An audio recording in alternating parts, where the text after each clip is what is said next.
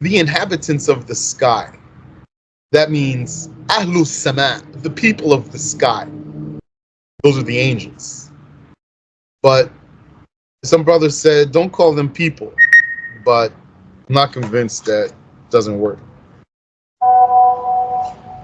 The first hadith that we heard from Sheikh Samir with its complete chain is what he told us.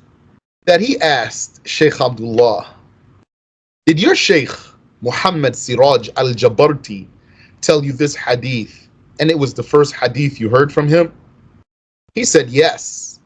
Muhammad Siraj al-Jabarti was told this hadith by Muhammad Habibullah al-Shanqiti, and this was the first hadith he heard from him. From Abdul Majid al-Sharnubi, and this was the first hadith he heard from him. From Hassan al-Kuwaisini, and this was the first hadith he heard from him. From Muhammad al-Amir al-Kabir, and this was the first hadith he heard from him. From many of his mashayikh, and this hadith was the first hadith he heard from each one of them. Among them was Shihabuddin al-Jawhari, who heard it from Abdullah ibn Salim al-Bisri, and this was the first hadith he heard from him. From Muhammad ibn Sulaiman al-Maghribi al-Rudani, and this was the first hadith he heard from him. He said, Abu Uthman Sa'id ibn Ibrahim al-Jazairi told us, and this was the first hadith we heard from him, that the Mufti of Tilimsan, Abu Uthman al-Muqri, told him, and this was the first hadith he heard from him, that Ibrahim at-Tazi told him, and this was the first hadith he heard from him, that Abu al-Fatih al-Maraghi told him, and this was the first hadith he heard from him, that Al-Hafiz Abdur Rahim al-Iraqi told him, and this was the first hadith he heard from him, that Abu al-Fatih al-Maydumi told him, and this was the first hadith he heard from him, that Abdul Latif ibn Abdul Mun'im al-Harrani told him, and this was the first hadith he heard from him, that Al-Hafiz Abu al-Faraj ibn al-Jawzi told him, and this was the first hadith he heard from him, that Ismail al-Naysaburi told him. You don't have to stretch this here. Naysaburi. There's alif written in the Arabic, but you don't have to say Naysaburi. You can say an-Naysaburi. That alif is there so you know that the vowel is a fatha, and this is non-Arabic word. That Ismail al-Naysaburi told him, and this was the first hadith he heard from him, that his father Abu Salih al-Mu'adhin told him, and this was the first hadith he heard from him, that Muhammad ibn Mahmish az-Ziyadi an-Naysaburi told him, and this was the first hadith he heard from him, that Abu Hamid al-Bazzar told him, and this was the first hadith he heard from him, that Abdul Rahman ibn Bishr an-Naysaburi al-Abdi told him, and this was the first hadith he heard from him, that Sufyan ibn Uyayna told him, and this was the first hadith he heard from him. And here is where the series ends. The series is the repetition. That Amr ibn Dinar told him, that Abu Qabus, the ex-slave of Abdullah ibn Amr ibn al-As, told him, that his ex-master Abdullah ibn Amr ibn al-As told him, that the Messenger of Allah sallallahu alayhi wasallam said, Ar-Rahimuna yarhamuhumur Rahman, irhamu man fil ard, yarhamkum man fis sama. The merciful ones, Ar-Rahman has mercy on them. Have mercy on whoever is on earth. whoever is in the sky will have mercy on you. Or if you want to take the word ever off, have mercy on who is on earth, and who is in the sky will have mercy on you.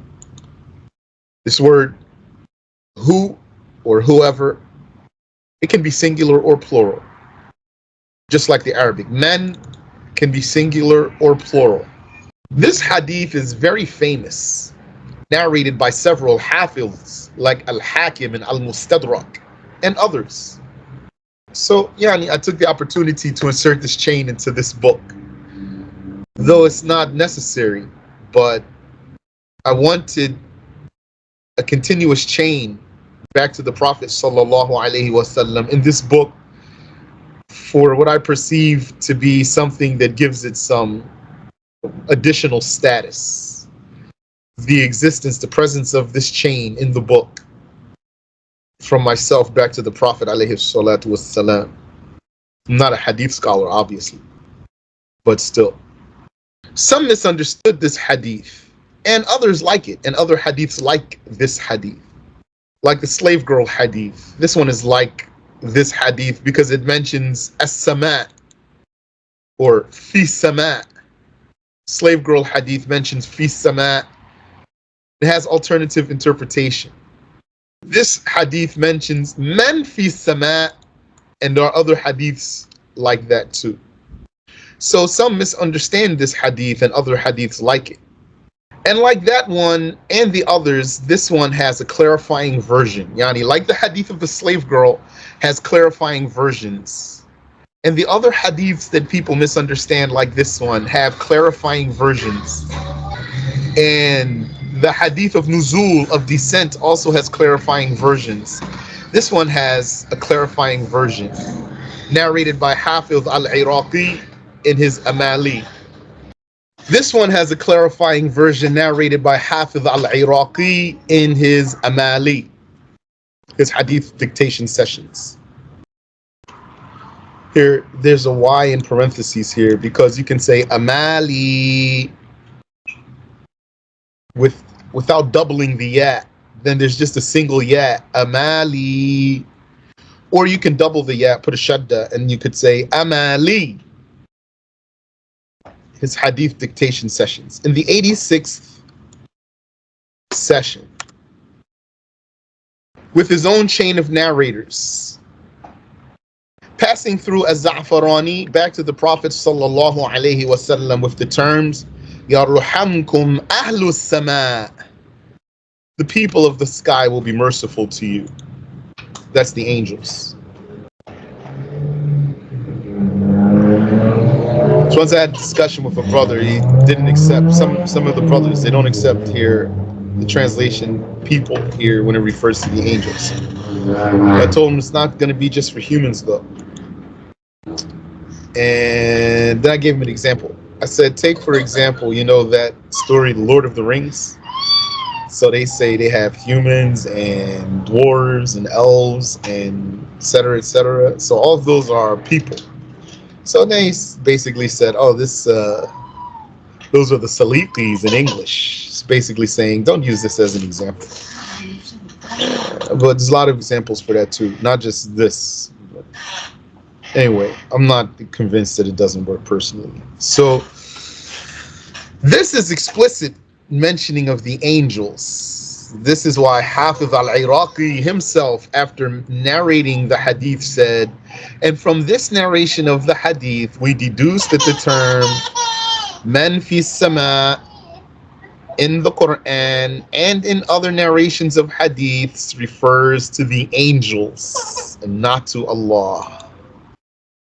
Because man fi sama in this hadith, there's another version that says Ahlus Sama, man fi sama, who's in the sky. The Wahhabis say Allah is who is in the sky. We say to them, but there's another version, Ahlus Sama. You can't say Allah is the people of the sky. So then man fi sama means the people of the sky, and the people of the sky are the angels, who are not humans, of course, because people doesn't have to mean humans only.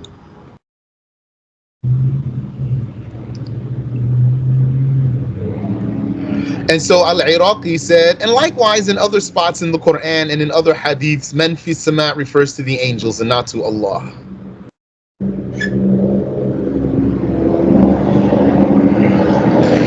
And last week I made a mistake I want to fix for you. I already fixed it in the recording that's present on YouTube. So the version of Al-Bayhaqi for the hadith of the slave girl that we were talking about, and then we wanted to look into Al-Maktabatu Shamila to look at the version of it in Arabic, and then my Maktaba Shamila wasn't working. So Al-Bayhaqi's version that we were looking for, it asks the same question as the version that says, "Ma Rabbuk," who's your Lord? Al-Bayhaqi narrates both versions. He narrates Man Ain Allah, he narrates Ain Allah, and he narrates Man Rabbuk. So we were referring to Al-Bayhaqi's version. It says Man Rabbuk, who's your Lord? And there's a detail there that really should be in the book. We said this version of the hadith of the slave girl, Man Rabbuk, it's compliant. That's true. But what's beneficial to mention here is that it agrees with the question of Munkar and Nakir. So the hadith of the slave girl, the Wahhabis take the version that he asked her, according to that, where's Allah? And she said, in the sky. And he said, who am I? She said, you are the messenger of Allah. He said, free her, she's a believer. And we said, this version of the hadith is non-compliant. And we said all of what we needed to say there. No Wahhabi has any words there, except to say, you don't like Sahih Muslim. He has no knowledge to combat the fact that this is non-compliant. You just need to be able to explain it properly. Explain how it's non-compliant properly. And that Malik's version is compliant, because Malik's version asks, do you testify that no one is God but Allah? She said, yes. And then he asked her, do you testify that I am the messenger of Allah? She said, yes. That's compliant because he asked her about the Shahada. And the other version, Ma Rabbuk, who's your Lord? This is compliant because it agrees with the question of the angels in the grave. All right, so back to where we were here. It is impossible that Allah would be contained in the sky because the sky is full of angels. It was narrated that the Prophet ﷺ said, ما في السماء موضع أربع أصابع إلا وفيه ملك قائم أو راكع أو ساجد. There's not a four-fingered space in the sky that does not have an angel standing, bowing, or prostrating. Whoever believes that Allah is in the sky would be implying that he is squeezed between the angels. What else goes here too? The hadith that if a woman's husband summons her to his bed and she refuses, then she is cursed by Man fi sama until the morning. Man fi sama means the angels.